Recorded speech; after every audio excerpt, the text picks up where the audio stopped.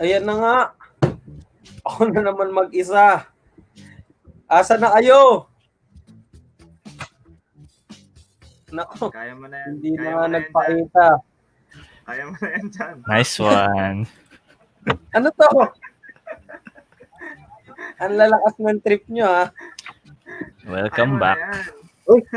Welcome back, welcome back. Napagtripan pa nga ako. Napasarap lang yung bakasyon, buddy. Kailangan ko ng Friday. Sanay na kami na tayo nandito. Okay na kami nasa likod lang. Parang gusto nyo na lang magpahinga. Oy, please welcome. Hanamiti sa Kuragi. Please welcome. Ayoko ng sana all sa ganyan. Saka hindi pa nakakaalam. Ayun, no. Basketballista, meron tayong ano. Yes. Ito, welcome muna natin yung mga kasama natin sa comment Oy, section. welcome sa inyo na nanonood. Kung nanonood kayo, comment, Kamusta? Ayun, no. Present. Pastor Carl. spiritual gift. Ayan yung Hashtag. official hashtag natin. Spiritual gift. Ito pinakamagandang comment kay Daryl. Biga, Ako, naantig ako dyan. Paano nakalagay? nakakaiyak ah. Iyak. Daan na Yan, to. itag nyo na. Yung tropa natin. Itag nyo na. Itag nyo na. Ayun na. Dahil maganda-gandang Ayun usapan na. natin ngayon. Lagay niyo dyan kung sino yung gusto i-shoutout namin. Oo. Comment Oh. down below. Mag-comment lang kung sino gusto magpa-shout. Pass-out po. Comment lang mananalo Comment doon bahala ng sa inyo Funko kung gusto nyo magpa-shout. Pop. Mamimigay doon po ng Funko Pop si EJ. Masya-shout talaga kayo. Ah! Ito, i-shoutout nyo nga itong mga pangalan na to. Ayun na. Ah! Ah! Ah! Merit and Ah! Shout out niya. Almira Margaret Segales. Ayun, no. Jenny Isa-isahin pa ba natin yan? Shane Shane. Hadap. Shane Hadap. Shane Estrada. Lahat inisay. Where na you? Dito na ka. Manilin. Manilin. Ayan na, oh. Manilin. May nanonood sa atin ngayon, pre. Ayun, no. Pa-shout Shoutout out. to. Pa-shout, Pa-shout. Kuya Kwek, pa-shout. Ah! Quick, Sana wait lang nanonood ka. Question natin. Quick, isang shot nga dyan. 1, 2, 3. Ah! Parang si Kala ko si yung sumigaw. Sana napasaya kita, Edward Gavin, kung nanonood. Salamat daw, salamat. Napasaya kita. Uy, Hashtag. Ano tong bullshit na to? bakit budget? Ano daw po? Iba yung hashtag natin, Daddy. Welcome, Baljit. Oy, Brandon. Ay, ito. May nag-shout din sa comment section. oy, sino yan? Oh! Nag-shout nga. Ang sarap pala pag tayo yung na-shout. Tayo yung na-shout. Thank you po. Sarap. Nag-shout Salamat sa po. amin. Salamat Sarap po, Sir Carlo, sa pag-shout. bumalik sa atin yung shout. Nag-echo. Talaga si Ay, Edward ito. Gavin, ini-isa-isa na. Isa-isa yung sarili. Sinong may ba yan? kaya dito May nag-comment. Sinong may kaya gumawa na ito? Ayan. Nako, Out. Sino ba yan? Pa-shout guy. Sino yun? walang makeup yan. Walang makeup yan. Shout. Hashtag no Ah! filter. Hashtag natin yan. Naku, Hashtag. mahina daw. Ito na, last na to. Ayun. Ayun pala yun. Yan. Tama na. Tama na. Tama na. Hindi tayo makakamupan doon. May nakita Ganda tayo ng comment. inyong Ay, di, wait lang. baby. Bago tayo magpatuloy, pang ilang part na ba tayo ngayon ng ating Oy, closing? Part.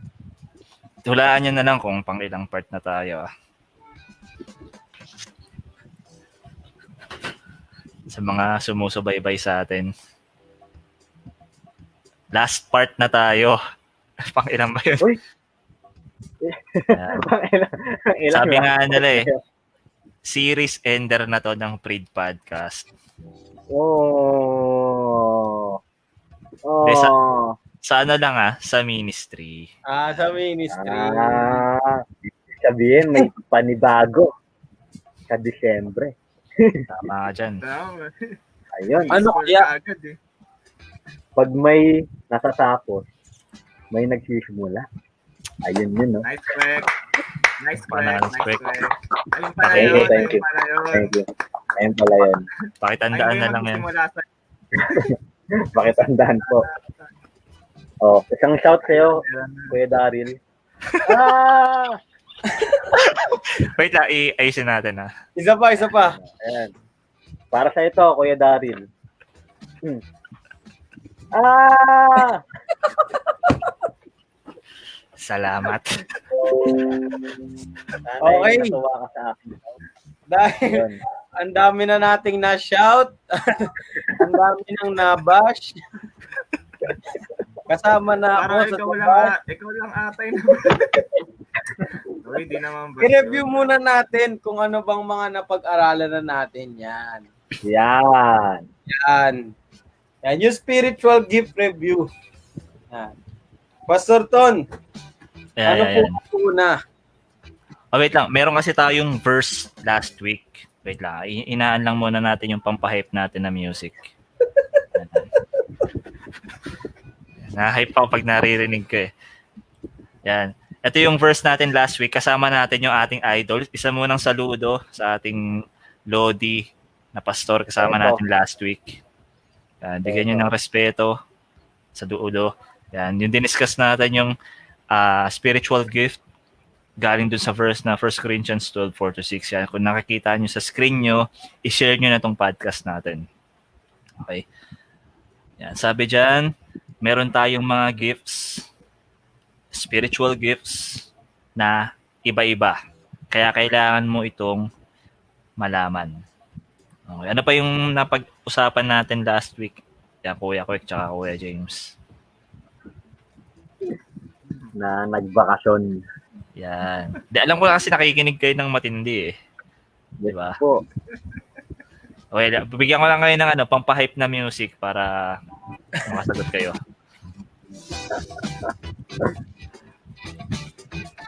Ako ba? O si... Dito ako Kuya James, ano yung sunod? Yan. Sa 1 Corinthians 12 verse 4-6. Verse 4-6. Yung verse 4 kasi, there are diversities of gifts, but the same Spirit. So, ibig sabihin nun, hindi lang isa yung gifts na pwede nating meron tayo o yung binigay sa atin ng Panginoon. So, iba-iba yan. Hindi lang dito sa part na to, kunyari, hindi lang sa ministry, kundi sa iba pang mga parts ng ministry. Hindi lang sa teaching, hindi lang sa basta may mga ibang mga gifts na binigay sa atin. So, kahit wala tayong talent sa pagkanta or sa music, meron din naman tayong mga ibang skills na binigay sa atin yung Panginoon na pwede natin magamit para maihag yung pangalan niya. So, ayun yung ibig sabihin ng verse 4 dun sa sa verse natin last week. O dyan pa, sa verse 5 pa, Verse 5 pa ba? yung sinabi dyan, there are differences of administrations, but the same Lord. Diba? Ayan, sa verse 5, sinasabi kasi dito, iba-iba ng ginagawa. May iba-iba tayong ginagawa, pero hindi naman natin pwedeng sabihin na ako, malaki yung ambag ko. Ito, maliit lang, no, di ba? Hindi naman natin pwedeng sabihin na gano'n na yung every part natin malaki yan. Hindi mo pwedeng sabihin, ay, maliit lang yung ginagawa ko, ay, malaki ka. At isa pa, hindi mo rin pwedeng parang inggitan, gano'n, sa iba na ganito yung ginagawa niya. Small part lang ako. O kaya naman, big part yung sa akin, ikaw, small lang. Bad yun. Huwag natin Yun. Bad yun. Yan, paki-screenshot kami, tapos lagyan nyo ng bad yun. Yan. Ganyan pala. Bad yun. Bad yan. Okay, bago tayo magpatuloy pa, Dun pa sa verse 6. Yan. Shoutout muna natin saglit itong mga kasama natin dito. Ay, maganda yan, Tor. Maraming mga... Ayan! Ayun, no? Isang shout. Saludo! Martin, Bigyan ng isang shout yan. naka all caps to. Ganun pa yan. Yan. Good, Good evening, evening Ronnie. po. Diinin po. Unat Good muna tayo. Good evening po. Sino pa ba? Ito si Good ano. evening. Ang leeg. Yan. Ayun. Ay! Ito Lodi ka to talaga. Mike yan eh. Respeto talaga. Hello, sir. Respeto. Diba? Shoutout natin yan. Yan. Shower out. Ito yung mga Eto na, natawag na. Shout! youth natin. Shout! Jel Villanos, Stephanie Na-shout. Villanos, Evic, naku, pati kapatid. Hindi. Isa, tama naman, di ba? Nakakaligtas. Huwag mo kakalimutan, pati mga kapatid mo. Kaya James, manood ka na ng podcast. Ayun na. Ayun. Ayun. Ayun. Okay na? O sige, tuloy na natin. Balik natin doon sa ating Verse 6, Tor, verse 6. verse 6. Sige, verse 6. Yan, verse 6 sabi, and there are Ayun. diversities of operations, but it is the same God which works all in all. Yan. Iba-iba tayo ng kinikilusan. Yan. Kinikilusan. Pero si God pa din ang gumagawa at pinag-aalayan nito. Yan, iba-iba, sa iba't iba tayo nilagay ng Panginoon.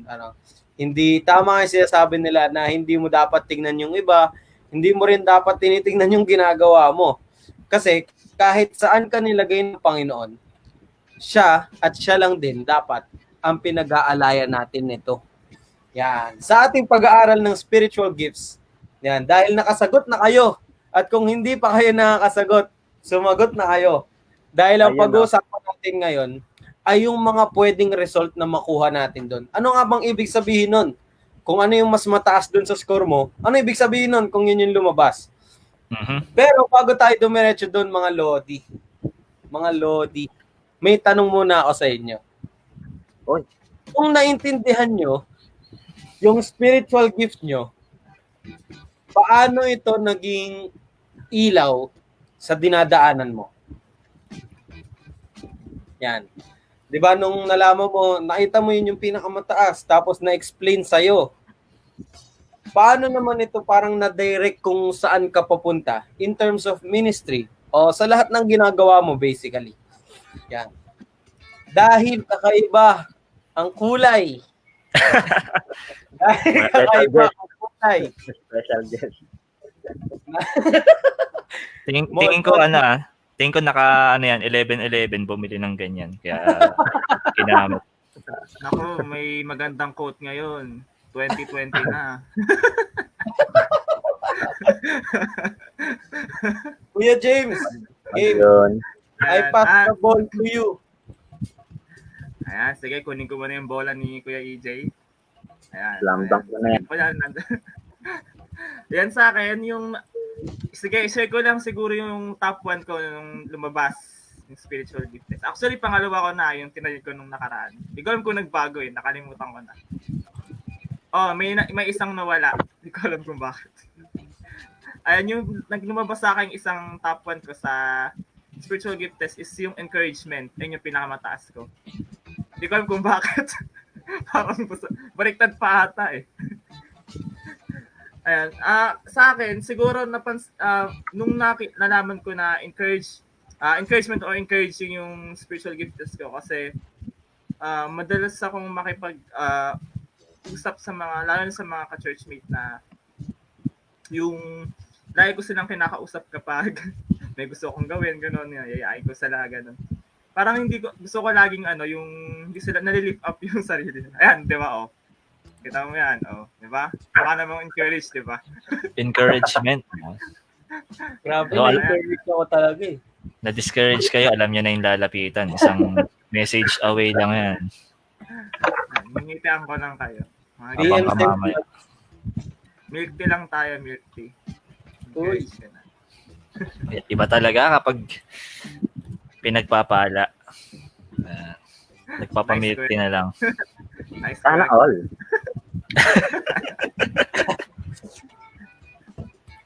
Di ba? Ako naman. Sige, ako na. Para pang pinali natin kung sino yung malupit mamaya. Yes, Ay, nako. para sa akin Ako naman, na. nung naintindihan ko yung spiritual gift, yan yung nakuha natin last binigay sa ating exam last week. So, nung nakita ko yun, nagkaroon ng purpose o nagliwanag, kumbaga, yung mga dapat mong ginagawa. So, alam naman natin na dapat tayong maglingkod sa Panginoon kung ikaw ay Kristiyano. Pero mas malinaw, di ba? Kung ano yung iyong lalakaran na tatapakan at pag-iigihan palalo. O yun, sa akin. Kita niyo ba kung kanina ko pinasa? Okay na po. Napasa na ang bola. Ako po, sa akin. Kasi ang daming beses na rin ako nag-take na itong spiritual gift eh. Pero tawag dito. Kasi yung mga current ministries ko, medyo hindi naman malayo sa naging sagot ko din nung dati-dati pa. Pero tawag dito. Kasi hindi lang, mali ko kasi, diba parang dun na rin ako nililid ng Panginoon sa kung ano yung sinagutan ko. Hindi lang pala dun sa current na ministry ko na ginagalawan. Parang siguro meron pang, diba, may pinapa-assign pa sa yung si Lord. Kaya siguro yung mga, halimbawa, yung mga encouragement nga, din ako mataas eh. Diba? Sa mga classmate mo, sa kaibigan mo, family. Ayan, diba? Na-encourage sila na parang napupunta. Gusto rin nila ay, try ko nga rin mag-search, ganyan. Kung ganyan yung mo. So parang, ayun lang, para sa akin. Ayun. Hindi lang sa current ministry, pero baka meron pa tayong ibang pinapagawa ang Panginoon. Yun. Ako naman, parang dahil din sa result ng spiritual gift test, nakalagay siya dun sa natin. Pero yun talaga yung naging batayan ng kung ano yung purpose mo sa kingdom ng Panginoon. Diba? Kasi hindi naman gagawin mo lahat, hindi ka naman niya ginawa na gawin mo lahat. Pero ilalagay ka ng Panginoon sa mga lugar kung saan kanya kailangan, kung saan kanya gagamitin. Diba? So yun, basahin natin yung isang comment dahil maganda yung comment. Saka pinagtibay na ng panahon ang comment na to. Yan. Kuya Kwek, pabasa naman. Yan. Galing kay Sir Mark. Isang saludo ulit kayo. Yan. Ang comment niya, naging batayan ito ng aking gift sa mga ginagalawan kong ministry. Ayun, no? Kasi usually, lahat gusto ko salihan. Ngayon, conscious na ako, in a way na inisip ko, kung magiging mas effective ako o hindi sa ministry. Ayun. Ang ganda ng sagot ni Sir Mark, yung parang filtering out. Di ba? Yung ito, lalo na magandang bagay yung nabasa natin dyan, lalo na sa mga bago sa ministry na excited ka na lumahok sa lahat ng mga bagay, di ba? Pinagdaanan. Ang matindi lang sa atin ngayon kasi, lahat tayo online ngayon eh. Pero meron pa rin mga ways to be in ministry. Ito, bibigyan kita ng isang malupit. Share mo na to ngayon. Ayan, share mo na tong podcast natin ngayon.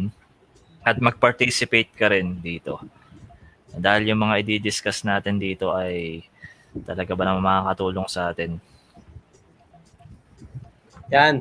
So dahil alam na natin kung ano yung ibig sabihin ng spiritual gift. Yan. Diretso na tayo at i-discuss natin yung different kumbaga ng labels o kaya yung gift mismo na ipinagkaloob sa atin ng Panginoon. Kaya yan, banatan mo na, boss. 1 minuto para kay Kwek. Kaya yan.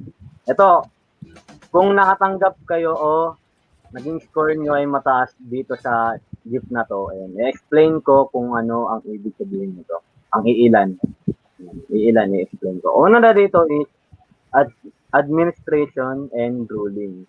Yan. Sabi dito, the gift of administration, ruling, seen in those who either like to organize or delegate to others. Compelled by a strong sense of duty, they like to find things for people to do. Yan. English yun, mga buddy. Grabe yun. Pero ano nga ba? Ano nga Kaya ba mo lang, ibig Kwek. sabihin? Bigat. Haba pa. Bigat. Pero ano nga ba ibig sabihin na ito? Yan. Una na dito, sabi dito, ito yung mga role ng lead pastor. Yan, ulitin ko. Role ng lead pastor ng church or kandidato para mag-lead ng church. Ayan. Pero Kuya Kwek, para lang ba to sa mga magiging pastor o magli-lead ng church? Para sa kanila lang ba to? Well, ito yung isa pa. Sabi doon, pwede din sila yung mga mag-head ng ministry o may kakayanang mag-head ng isang ministry. Yan.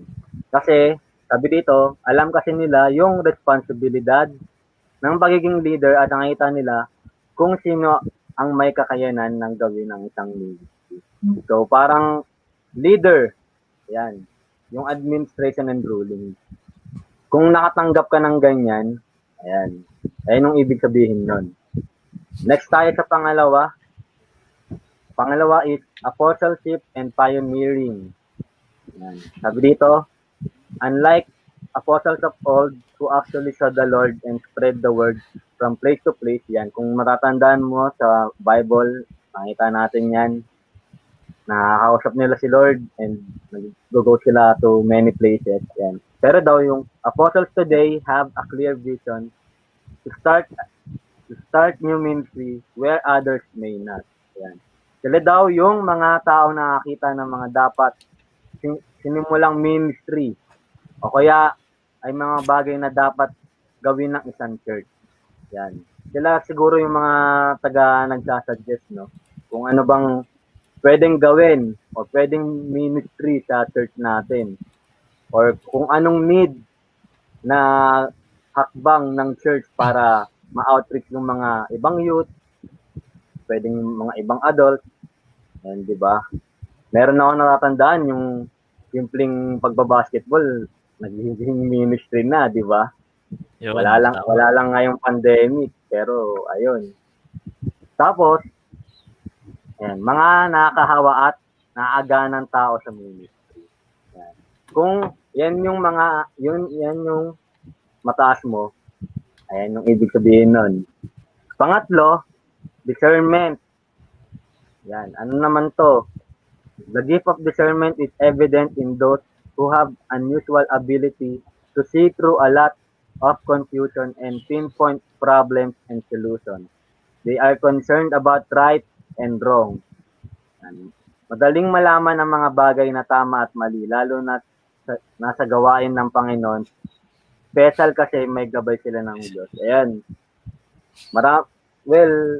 Diba, dapat ganito rin talaga tayo bilang Christian. Dapat, kung may mga, may mga baguhan, di ba? Or kahit ng mga kaibigan natin, dapat dinidiscern natin sila. Kung sa mga tama ba yung ginagawa nila o mali. Pero may mga magaling talaga na tao na nagdi-discern. Yan. Minsan nasa katauhan ng mga asset po yan natin sa church yan. O kaya sa church leaders natin, di ba? Pag nasaway tayo, hindi ibig sabihin na KJ na sila asset kuya o kaya sila pastor. Ibig sabihin lang tinatama lang nila yung yung mga mali natin nagagawa or kung may something na namamali tayong direction. Sila ayun ang ibig sabihin nun. Sila yung mga nagde-discern kung tama ba yung ginagawa natin o mali. Yan. Pang-apat, yan. Evangelism. Nakuha ko rin to. Ayun. Congrats, Kwek. Congrats. Ano ibig sabihin net? Saludo. isang shout naman dyan, Kuya E. Yan, ano ba ibig sabihin ng evangelism? Yan. Christians with the gift of evangelism feel compelled to win souls. They seem to have ability to communicate the gospel very effectively. Yan. May naalala akong tao dito pero hindi ko na lang babanggitin. Siguro yung Tunay na tao yan. tunay na tao to, Lodi to, pastor. Basta naalala ko na lang sa camp. Ayun. Biglang binlanggit. Next Nakawin topic. na Alam ko na yan kasi Next topic. Very powerful, pastor. Next Kaya, topic. lagyan niya talaga mga tao. Yan, gift Inspired talaga. May gift talaga tong taong to sa evangelism, pastor. Pero ayun nga, sabi dito, may taong madali sa kanila mag-share ng word ni God. Diba? Mm. And yung bigla na lang makita mo na nag-share kung saan. Yan. Ito yung, di naman sa sinasabi kong sila yung malakas ng loob na mag-share. Pero, may gift talaga na ganun na na bigla-bigla na lang nakakapag-share sa mga tao and nakakapag-share ng gospel. Ewan ko lang kung sa mga hindi nila kakilala nakakapag-share sila pero parang merong ganun. So, ayun lang ang akin. Mhm. Ipagpapatuloy ito ni Kuya James. Ang iba pang gift. Magbabasa pa ba tayo ng comment dito? Ayun. Wag na po, wag na po. Tawag Next na, na. next na. Next na. Ay, Kuya Koy, pa-remind nga, ano ulit yung sa'yo? Yung mga diniscuss mo kanina? Ayan, may una? ang una, administration and ruling. Yan, yun ang una. Pangalawa, apostleship and pioneering. Pangatlo, discernment. And pang-apat, ang paborito ni Buddy, evangelism. Sige, ayos. Ayun. Tignan nyo na lang sa Ayos. comment kung gaano karami. Oy, meron pang susunod, di ba? Meron Sino? pa. Doon tayo. Yan. Saan naman tayo? Next naman tayo. Ito yung parang na-discuss ko kanina ito ng unang tanong. Yan. Encouragement, tsaka yung or exhortation. Encouraging or exhort. And Christians with the gift of exhortation find themselves encouraging others. They are compelled to give advice as counselors. They seem to often have steps of action. Ito yung mga nakita nating malilinaw yung mga actions nila na dapat mong gawin para gumaan yung loob mo. O yung, di ko alam kung magiging ganun ba ako sa mga tao. Kung ba't ko na ano yun di ko alam kung ba't ko nakuha yun. Magaling din silang magsabi ng mga bagay na dapat gawin ng isang tao. So, tatama ba sa mga ano dyan? Bigyan ko ba kayo ng advice na susunod nyo? Naging malinaw pa yung buhay nyo. No? Siguro magaling akong bigay ng jokes. Encourage ba yun? Encouragement. Ito yung mga taong merong ganito, yung mga gift na ganito. Ito yung mga actually marami akong kakilala eh. Ngayon medyo matanda na sila kasi syempre bata pa ako nung tinuro. Sila yung naging mentor din mga nang ganun. Sila Ate Lynn, sila Ate Elaine, yan sila Ate Eds, sila Pastor JR, yan. Mga magaling sila mag-encourage ng mga tao. Lalo na kapag yung may mga sila ng advice, may mga tatanong sila, yun. Sa next one naman, ayan, sa inyo ba, sa mga nanonood, sino na ako na encouragement or encouraging? Comment nyo lang. Yan, next one is faith. Yan, faith. The gift of faith is often found in those with the obvious ability to trust God in the most adverse circumstances. Every Christian has a measure of saving faith, but those with the gift of faith have a deeper dependence upon God and His Word. Ito yung mga taong merong gift of faith. Hindi lang siya yung faith na may faith ako dito sa bagay na to or ito sa mga ginagawa ko. Ito yung faith nila comes by hearing and hearing by the Word of God.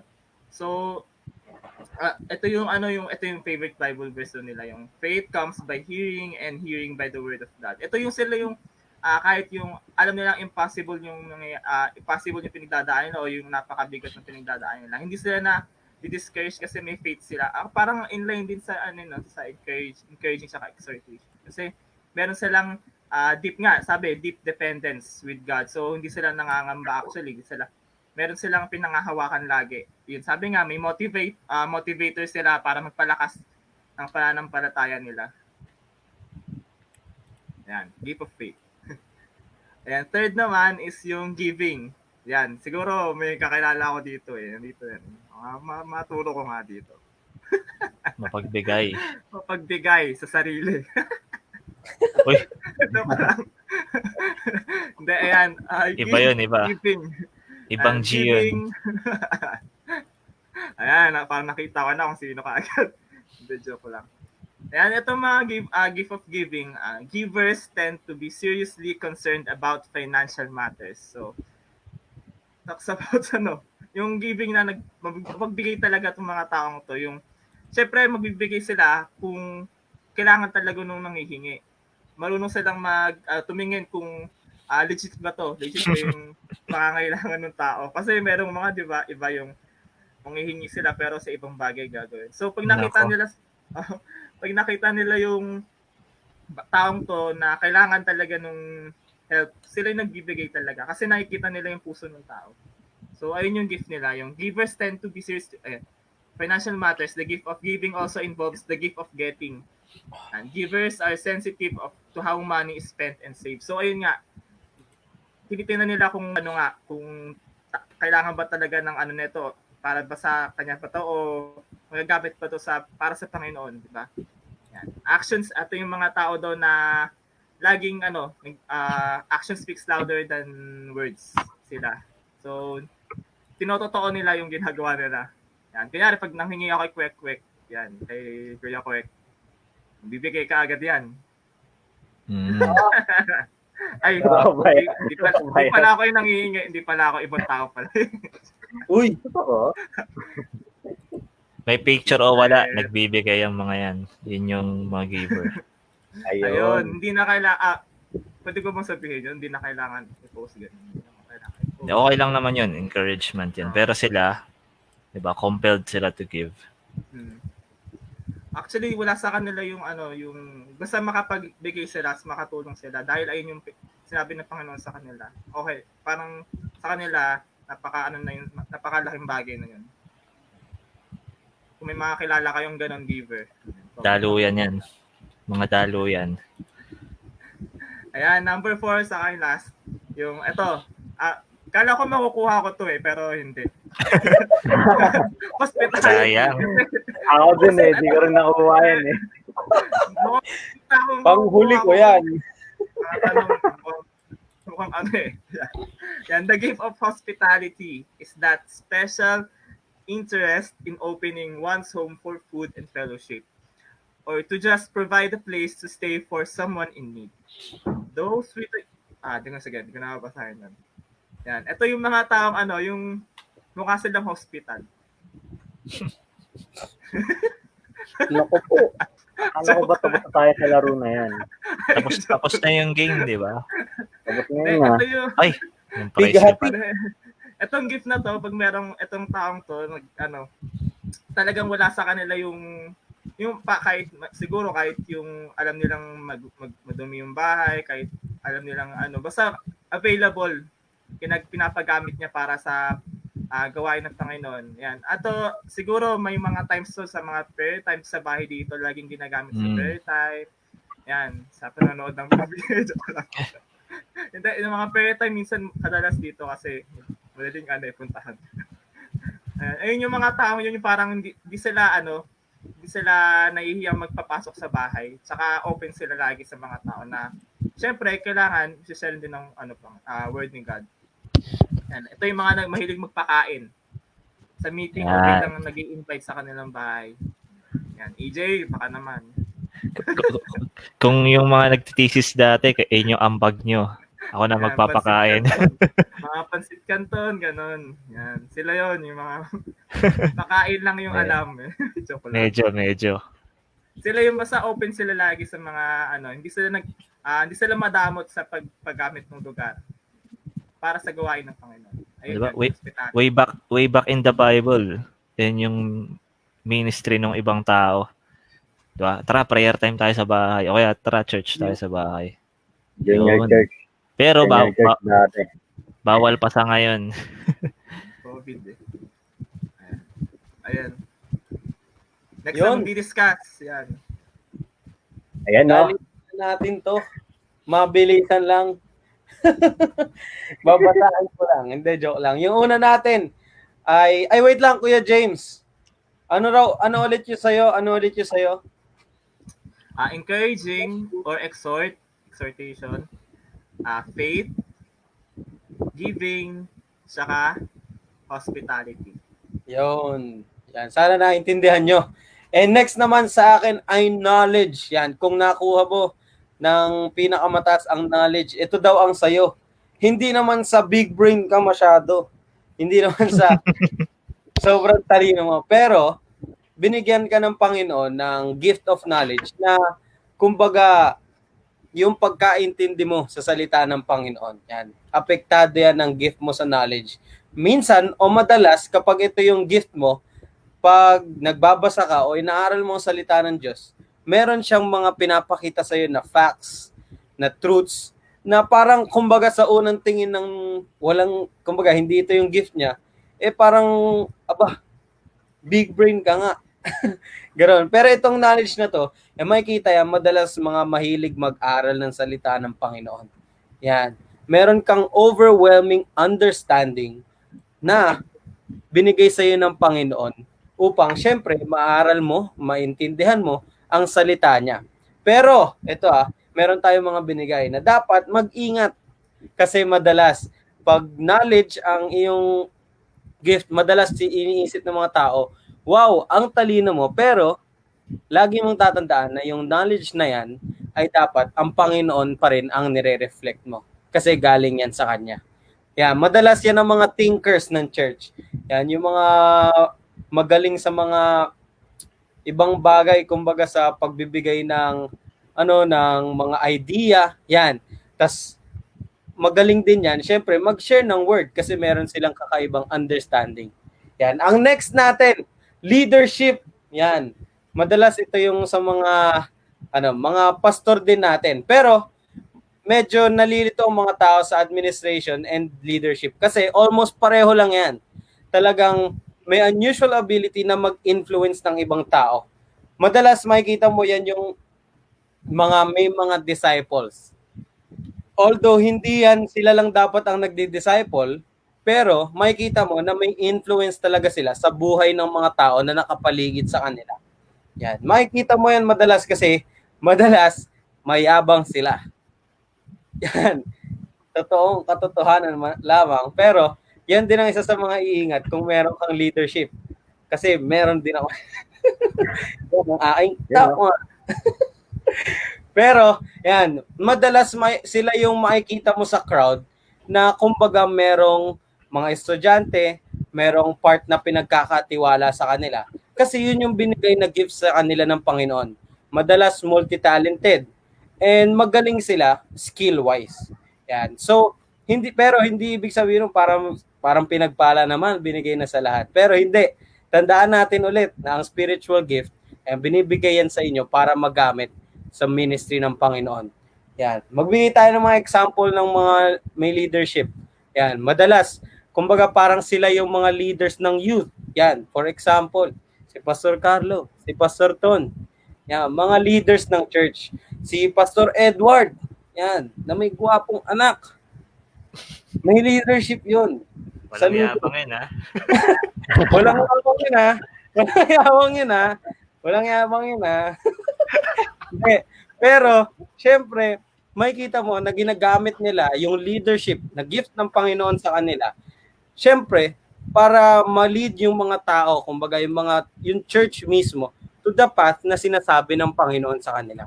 So yun ang leadership. Next, number 3 ng akin ay showing mercy. Uy. Ito, ang aking pangalawa, tas sa dulo. Pero, ano nga ba yung showing mercy? Yan, madalas, kung meron kang showing mercy, nasa top 3 mo yan. Mahilig ka mag-sympathize sa mga tao. Yan, pag may pinagdadaanan ang isang tao na kasama mo sa ministry, yan, parang lagi gusto mo na feel mo sila. Ikaw yung parang gusto mo katulong kanila, na binubuhat yung mga problema nila. And that's something na very important sa church. 'Di ba? Lalo na ngayon. Yan, yung mercy na gusto mo, kinakamusta mo yung mga tao. Ganon. Meron kang TLC. Yan. Nagbibigay ka ng tender loving care. Yan. Yung pala Ano yun. pa yung living channel? Sayang. Very tender, loving, and caring. And ang isa sa mga example niyan ay pag, kumbaga, may nangangailangan, gusto mo, andun ka. Sabi nga, you want to be there. And you want to be there for people. Lalo na kung shaky yung pinagdadaanan nila. 'Di ba? Parang hindi according to plan. Ikaw bilang minister ng Panginoon na merong gift of showing mercy, yan, nandun ka sa tabi nila, tinutulungan mo sila. Meron kang strong desire na ma-help sila. So yun ang showing mercy. Yan, maganda yan. Pero mag-ingat din ito dahil madalas pwede kang mag-tend to be too sensitive. Kasi kailangan sensitive ka sa suffering. Kaya dapat maging on guard ka and maging always aligned sa sinasabi ng Panginoon sa'yo. Hindi lang dito, pero sa lahat pa rin ng gift. 'Di ba? Tama. So, yung last, number 4, and pinakakaiba para sa akin. And sana hindi kayo malito. Prophecy. Yan. Pag ikaw ay naakuha ng prophecy, huwag kang aabahan. And huwag mo rin ipipredict yung future mo. Baka inaano mo na, next week parang madadapa ako Next week parang uulan. Bukas walang pasok. Mga ganon. Pero meron kang prophecy, yan, hindi ka magpa-prophesy ng mga mangyayari dahil wala ngayon. Nakalagay yan sa Bible dahil may Bible na tayo. Pero pag-aralin natin yan sa next time. Pero ngayon, ano ba yung prophecy? Ano ba yung ibig sabihin ng meron kang gift of prophecy? Ngayon, sa ating modern era, kumbaga sa modern setup natin, dahil nag-iiba na naman kung ano yung pinagdadaanan natin. Ngayon, ang prophecy ay isa ang tao na pag malaki yung pag-rely mo sa Holy Spirit. And yan, ikaw ay very strong, lalo na, laging tatanda, in truth. Yan, sabi, ang prophecy ay powerful tool to reprove, rebuke, and exhort others. Yan, kumbaga ikaw yung hindi ka naman sobrang saway, pero nagpapagamit ka sa Panginoon upang magamit ka niya na, uy, kapatid, mali na yung ginagawa mo. Ikaw yung ginagamit ng Panginoon na mag-remind, na mag-confront. Ayan, importante yan ngayon. So kung meron ka yan, maging aware ka dyan. And syempre, gamitin mo para sa Panginoon. And standing up for something significant. And also something for the Lord. Diba?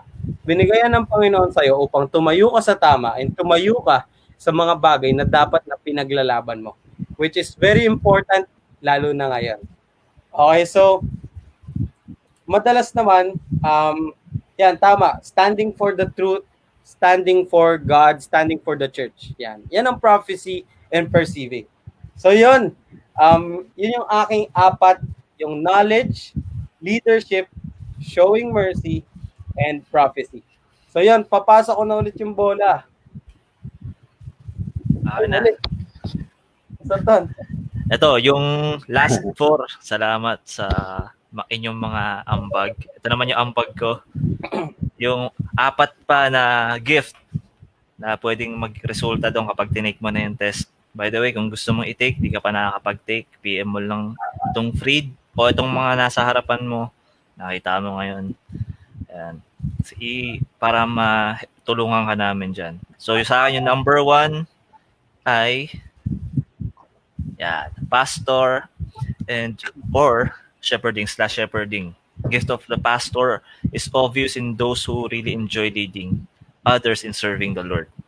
So kung pastor, hindi kapag nakuha mo yan, baka tinatawag ka ng Panginoon magpastor talaga. But it helps you to lead others. And unlike the gift of ministry, sabi dyan, meron kang motivation to lead people, to lead yung congregation, yung mga kasamahan mo. They are compelled to encourage others to work together.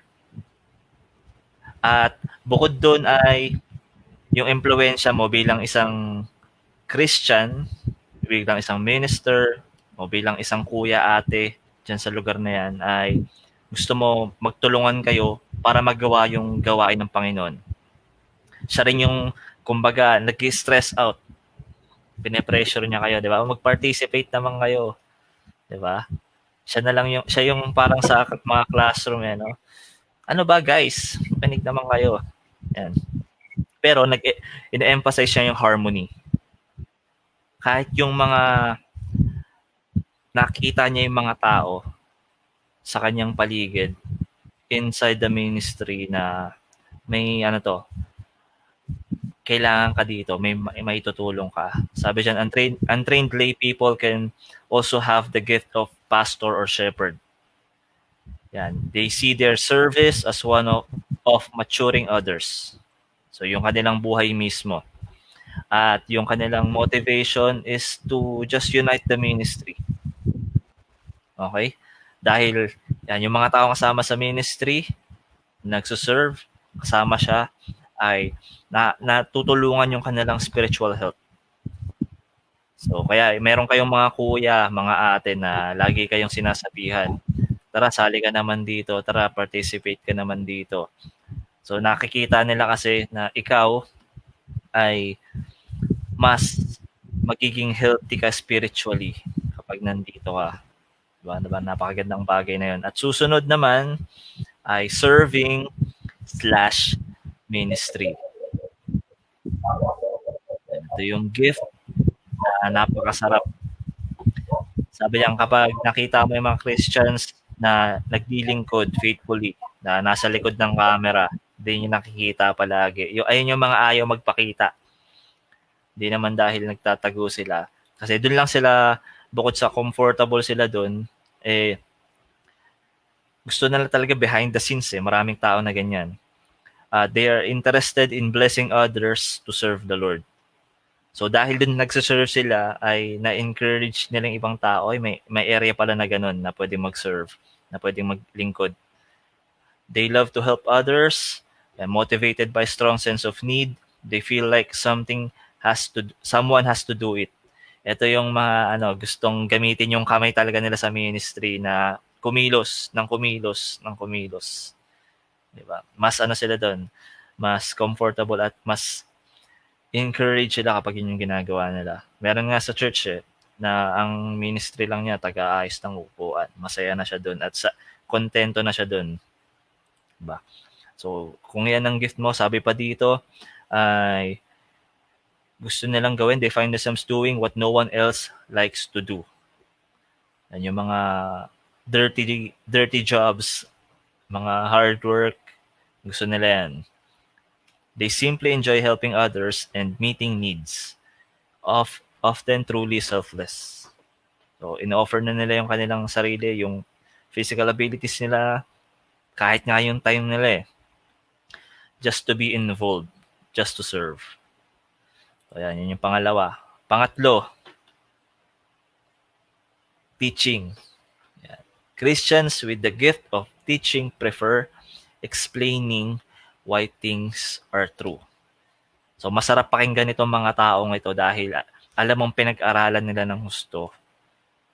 Dahil alam mong pinagbuhusan nila ng panahon, oras, at lakas yung kanilang sinasabi. While the prophet declares truth, the teacher explains the reason why it is true. Yan. Magandang pagtanungan sila. No? Na-explain nila interested in research. Okay, those with the gift of teaching like to dig into seemingly insignificant details. So, masarap pakinggan itong mga ito. Lalo na kapag ang pinag-aaralan na yung nasulat sa Biblia. They enjoy presenting what they discover. Yan. So, hindi sila mapakali na ma-share itong kanilang nalalaman. Often negligent of the needs of others. They press toward a deeper understanding na hindi lang pala yung kumbaga yung shell o yung nangingibabaw, meron pa palang mas malalim pa. No? May mga kuya't ating ganyan o baka ikaw ganyan ka mismo. No?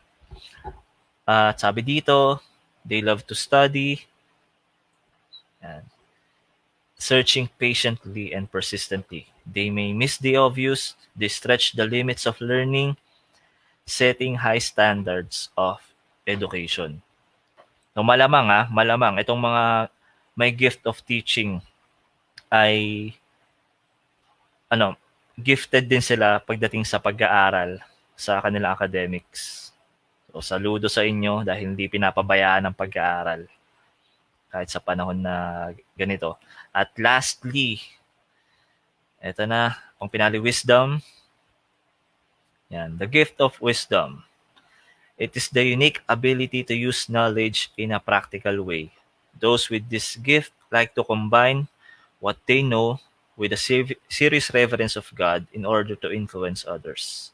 Hindi nasasayang yung kanilang natututunan dahil ina-apply agad nila. Yan. Yung mga devotion ninyo, yung mga naririnig nyo in preaching, at yung mga principles and truths na nakikita sa Bible, ina-apply. Dapat naman tayo lahat ina-apply eh. Pero sabi dyan in a practical way, nagiging basehan nila sa pagbasa ng buhay. They sometimes battle with pride, yan, and an attitude of superiority. So, yun nga lang yung downfall na ito, na yung gift na to, nagkakaroon ka ng pride dahil sa iyong mga nalalaman at parang mas mataas ka na sa iba. They need to be consistently humble and exhibit a sense of quietness and slowness before responding. So magandang kaakibat ng wisdom ay humility. Those with the gift of wisdom are often given some kind of adversity to stay in tune with God and His Word. So yung masyado kang maraming inaalam at nalalaman ay nagiging hadlang naman ito para maging, di ba, makaabot ka ng iba. Imbes na magre-reach ka sa ibang tao, nagkakaroon pa ng adversity or division. They make great counselors and give tremendous advice. Therefore, they need to stay in constant prayer, asking God for His wisdom. So, hindi sapat yung nalalaman natin o nalalaman nung may mga ganitong gift. Lagi pa rin ang nasa taas mo at ang iyong pagtatanungan na yung Panginoon. So, yan lang yung sa akin. Ulitin ko lang. Ano yan? Pastor, shepherding, serving, teaching, and wisdom. Yan lang yung sa akin. So, medyo, di ba, kung nakuha nyo na yung mga resulta ninyo, and I pray and I hope na aralin natin ng mabuti yan. Pagtuunan natin ng panahon. Kasi sabi nga dito, mabigat yung mga yan. At yung mandato ng mga Kristiyano ay hindi lang kasi tayo Christian sa pangalan. So with the help of those gifts, makikita kung sino ba yung ating sinasamba. So kung yung gift mo ay nandyan sa mga nabanggit kanina, siyempre may resulta naman yung mga test nyo eh.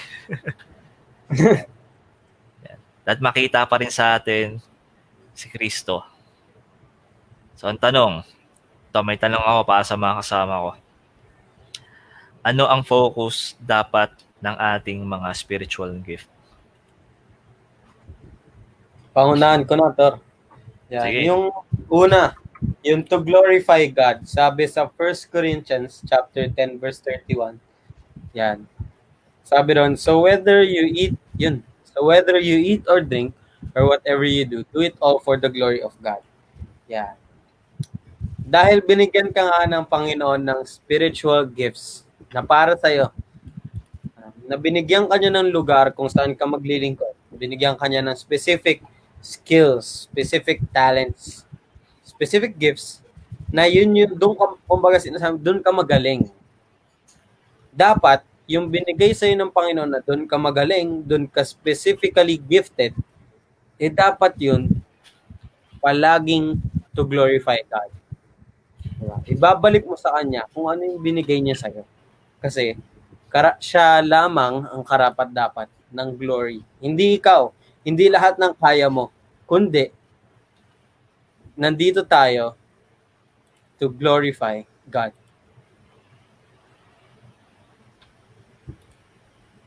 Yun, salamat. Yan yung Bukod pangalawa. doon, Ayan. sige, Kuya Koek. Ayan. Bukod doon,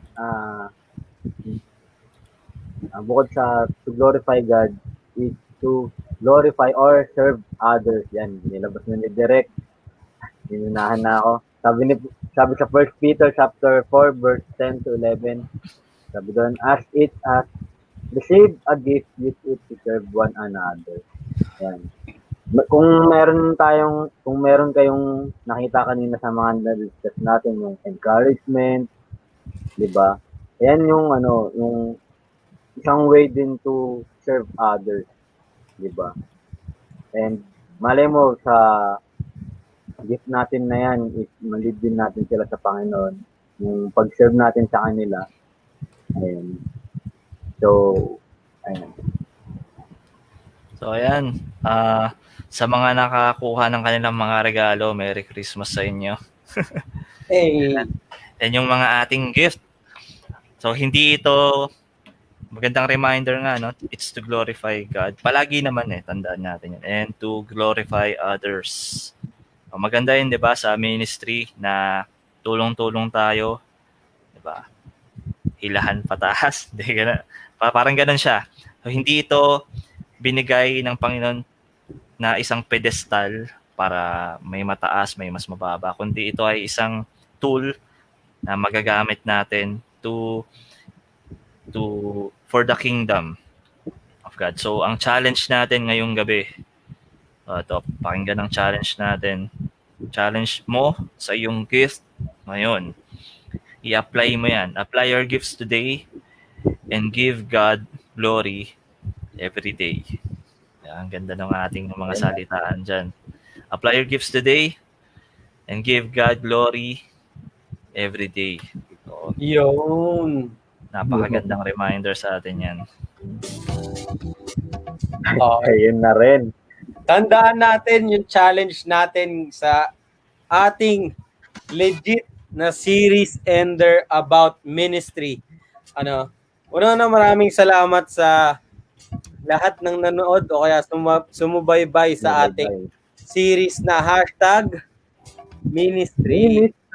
Yan, sa simula sa ano nga ba ang ministry? Sunod, ministry and work. Ministry and work. Yung Kung naalala nyo pa, sunod, ministry and family. family. Yung sunod, Ministry and study. And yung ministry na 3-part series. Yon, about the spiritual gifts na binigay sa atin ng Panginoon. So yon, maraming salamat and sana may natutunan kayo.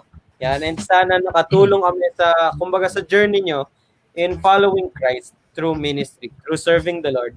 Kahit ganito yung sitwasyon natin, sigurado ako na meron pa rin pinapagawa sa iyo ang Panginoon sa ministry, sa church mo. Yan. Hindi man sa IBC Luis, pero kung saan ka nilagay ng Panginoon, meron siyang pinapagawa sa iyo.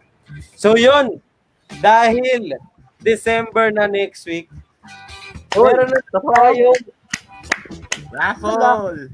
2 episodes! Dahil tayo din ay magki-Christmas break. Pero maganda ang pag-uusapan natin dahil i-open na natin yung sunod natin na series na after ng 2 weeks natin, after pala ng Christmas special, ay tutuloy natin ito sa 2021. At yun ang ating pag-uusapan sa susunod na taon. Maraming salamat sa sa pakikinig sa amin ngayong gabi. Yan, maraming salamat kay Pastor Ton.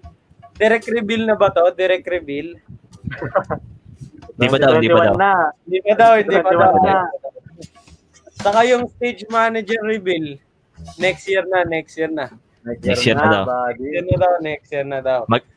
Baka mag-guest yun. Ay! Ay! Nako! Sana naman. Yan. Okay, maraming salamat sa pakikinig sa ating last part ng about sa ating ministry. And sana may natutunan kayo about ministry, about serving, about glorifying God, na yun naman talaga kung bakit tayo nandito. So yun, maraming salamat. And God bless sa ating lahat. Meron tayong long weekend. Uy! Tamang pahinga. Yan. So, maraming salamat. Ingat kayong lahat. Ako po si kaibigan. Yes. Ako po si James. Ako si Kwek. Ton, 21. Yan. Pag binasa niyo mabilis yun, ton din yan. So yun, maraming salamat. God bless. Ingat sa inyo lahat. Patuloy nyo po mag-tag, mag-share ng Free Podcast and subscribe sa YouTube and subscribe sa Spotify, subscribe sa mga podcast sa SoundCloud. And yun. And sinasabi nga ng aming paborito, happy weekend po sa ating Happy lahat. weekend. God bless. Ayan. Podcast. Bye-bye. Paalam Happy na. weekend. Happy weekend. Bye. So, transition out na. O, transition out. 1, 2, 3, go!